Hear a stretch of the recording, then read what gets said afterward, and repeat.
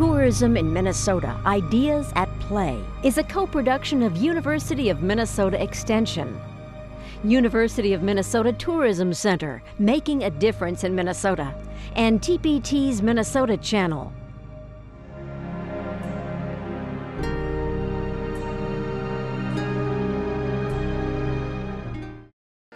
We always think of tourism in a traditional sense of hotels, lodging, restaurants, those kinds of things. But one of the things the center is exceptionally good at is being able to work with rural communities, rural businesses that really perhaps might not see themselves as a mainline travel and tourism destination. And that's beneficial to communities that are looking to take a smaller tourism concept or project and grow it.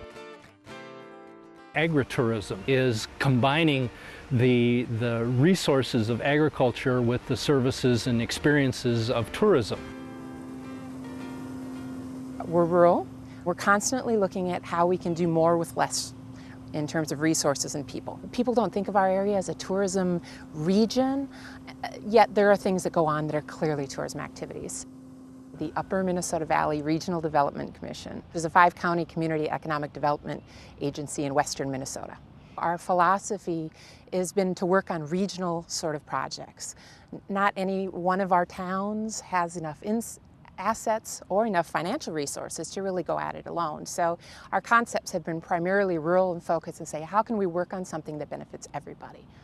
We kind of dabble in lots of things, and part of it's experimenting because we look at our assets and say, okay, what is really appealing in the marketplace right now?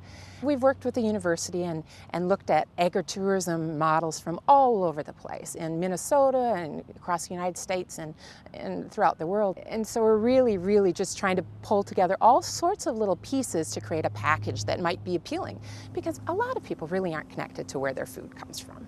Many people have moved from the country to the city and don't really have a connection to farms anymore. We have a really strong emerging local foods network in our region. The Minnesota Machinery Museum in Hanley Falls, tiny little museum that's chock full of agriculture history. It has a threshing show every year. You could go and stay at a bed and breakfast that's on an organic farm. You can go and pick your own strawberries or pick your own apples somewhere. Fine dining, all made up of local foods. We have a lot of interesting discussions when we talk about where do we market. All sorts of marketing, but a lot of guerrilla marketing where we're hanging up posters everywhere we're going. We do some limited advertising, but we don't have a lot of money to spend, so it's really pushing that friends and family network, and it's been a huge success. We've never hesitated to call places and say, how did you do that? And I've found people to be pretty responsive and saying, you know, it's about putting together partnerships, and maybe non-traditional partnerships. Even people who live in our region have no idea that their neighbor down the street does fabulous artwork. Our other project that the university has helped us with is our Meander Art Crawl. And it really started very organically, again, looking at the assets in our region, which we had a lot of wonderful artists. And we came together and said, how can we tie this together? Because they're scattered throughout our whole 5 counties, meandering our back roads to get to kind of obscure places to see pretty interesting things, discovering the things that you didn't know that were there. And part of the adventure is getting to the next place. The university helped us do some research in terms of who our markets are. They actually did some interviews with customers that helped set some baseline statistics for us. They're great at research. I mean, that's what they do. They're really good at that. And so they can come into our area and help us really kind of academically dissect what our opportunities are, what our assets are. And we know in the end, if they do survey work for us, it's very, it's documented, it's substantiated. I mean, we can certainly justify if we use any of those numbers, we say it's very official versus kind of anecdotal information that we can all kind of collect and share stories. That's important too, but it's been really important to be able to have this kind of hard data. It's about building a brand for our area. It's about building a network of resources, because we draw on those resources in a lot of other ways. We develop some relationships through one project and we go back to them and say, you know, you were really good to work with on this project. Can we sit down and talk about this idea? Farm tours are tourism. In the central region, or certainly in the Brainerd Lakes area where I live, there's a clearer recognition of the importance of the tourism industry. I'm hoping that the future really focuses on sustainable tourism, because I don't want Minnesota eventually advertised as the water park center of the region. I want us to be known as Paul Bunyan's land. I want us to be known as the place where we really value, protect, and enhance our natural resources.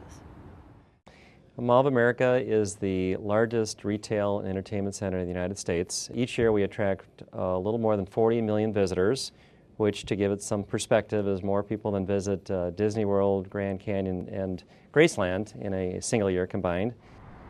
We plan to more than double the size of the mall over the next 5 years, and we want to work in collaboration with the Tourism Center to continue to be as environmentally sensitive as we can. We have a recycling center, and in fact, of the 50 restaurants at the mall, every restaurant has a chute that goes to our recycling center. Of course, we have products coming into the mall 24/7 for the 520 stores we have.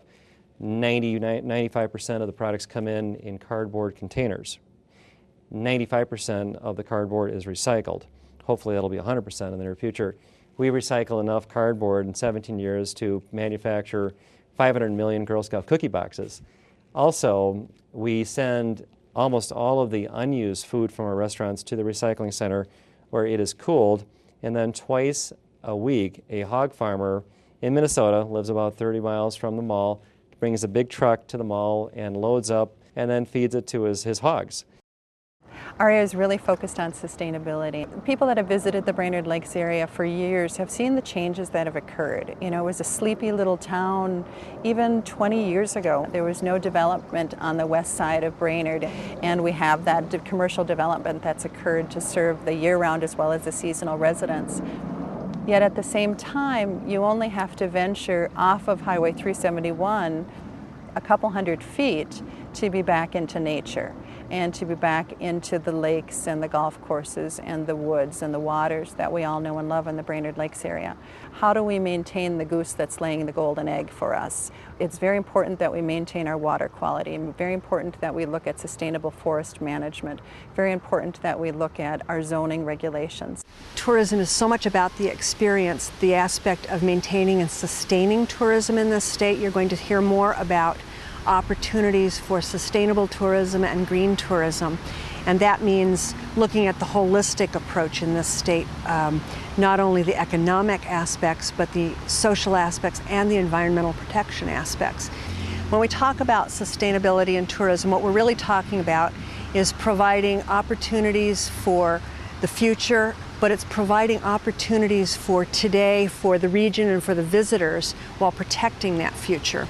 The Brainerd Lakes area has everything that tourism offers in the state. It has over 500 lakes within a 30-minute radius, but we have even more holes of golf than we have lakes. We have trails, we have tremendous facilities to stay at. We are the heart of the resort industry in the Brainerd Lakes area. When I was this young boy, watching people who came to our resort, they'd arrive for 2 weeks, 3 weeks. The women would have wide-brimmed hats because they did not want to have a suntan. Then in the 40s, late 40s, how could you prove you've been on vacation if you didn't have a suntan?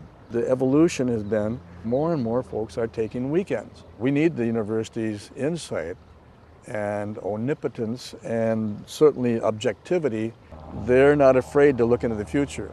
They were in our area for the entire summer, going to different locations throughout the area, finding out about interests, activities, how did tourists learn about the area, and all of that kind of thing. We had about a dozen of our larger properties provide their visitor data to the University of Minnesota, and they put it into their little computer hopper shredder thing and generated this really awesome report that told us all about the characteristics of that visitor. One of the things that the university provides through the Department of Tourism is graduates. It's an opportunity that we have to bring the students from a classroom setting where they've been learning the theoretical to bring that into application of research opportunities. We've had students go out and work conducting visitor profiles to doing some research base in the community, working with local convention and visitor bureaus. we go out of our way to intern or to employ some of those young people. And so that is a direct benefit to the economy. You know, the Brainerd Lakes area is going to benefit from information on what is the economic value of the Paul Bunyan Scenic Byway in the area. Explore Minnesota Tourism can use that information. The Tourism Center can also use that model then to help other communities in the state and even nationally.